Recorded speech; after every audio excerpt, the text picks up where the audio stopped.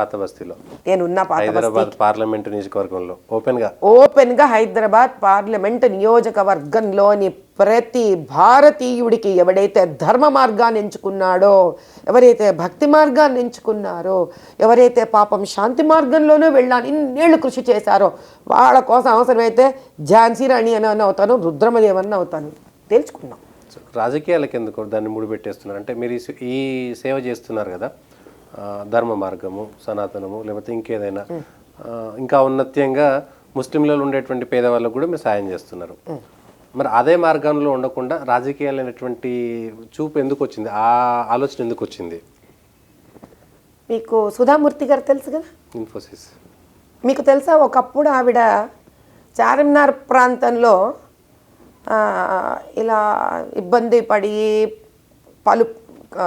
పెళ్ళిళ్ళకు లోనయ్యి ఆడపిల్లలు పాపం ఆ తర్వాత రకరకాల జీవన విధానాలకు మరలిన వాళ్ళ కోసము ఆవిడ పాపం ఇంత దూరం వచ్చి సేవ చెయ్యాలని నిర్ణయించుకొని ఆవిడ కార్యక్రమం మొదలుపెట్టారు. ఇది చాలా ఏండ్ల క్రితం.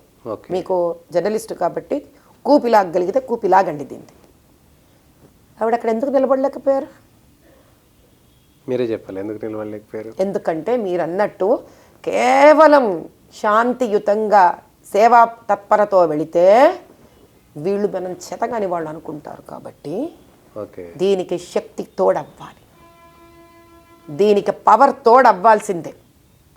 ఆ రోజే శంఖారామం పూరిస్తాం. ఇప్పుడు మనం ఇంత శ్రీకృష్ణ భగవానుడు అంటాము, ఆయన భగవద్గీత చదువుతాడు. చెప్పారు, ఎక్కడ చెప్పాడు ఆయన? ఇంట్లో చెప్పాడా? గుళ్ళో చెప్పాడా? సభలో చెప్పాడా? లేదే, యుద్ధరంగంలో చెప్పాడు ఆయన. అంటే దాని అర్థం ఏంటి?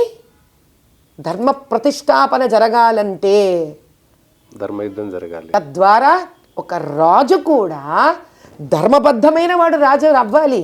ధర్మం ధర్మం ధర్మం అంటూ ముక్కు మూతి ఊసుకొని జపం చేస్తూ కూర్చుంటే ధర్మ సంస్థాపన జరగదు. ఓ రకంగా చెప్పాలంటే మోదీ గారు చేస్తుంది ఆ పనే ఈరోజు. అక్కడ ఆయన చేస్తున్న ధర్మ సంస్థాపనే. అక్కడ రామరాజ్యం అంటాం మనం. రాముడు సన్యాసం అనట్లేదు మనం ఇక్కడ. రాముడు అయోధ్య పాలకుడు, ధర్మ సంస్థాపన చేశాడు. ఎలా చేశాడు? జాగరేశ్వర స్వామి లాగా తంబూర పట్టుకొని వెళ్ళి చేశాడు ఆయన. ఏమన్నా కాదే, నేను ఒక మీరాబాయో ఓ త్యాగరాయ స్వామి అవ్వాలనుకోవట్లే నేను.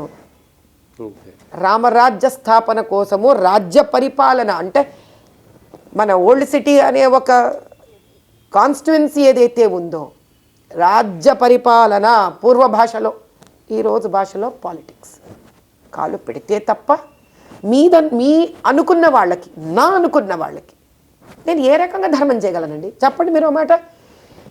వీధిలో చెత్త, అక్కడ పిల్లలకు సరిగ్గా తినడానికి తిండి ఉండదు, స్కూళ్ళు ఉండవు. ఎంతని నా జోబులోంచి తీసి ఖర్చు పెడతాను?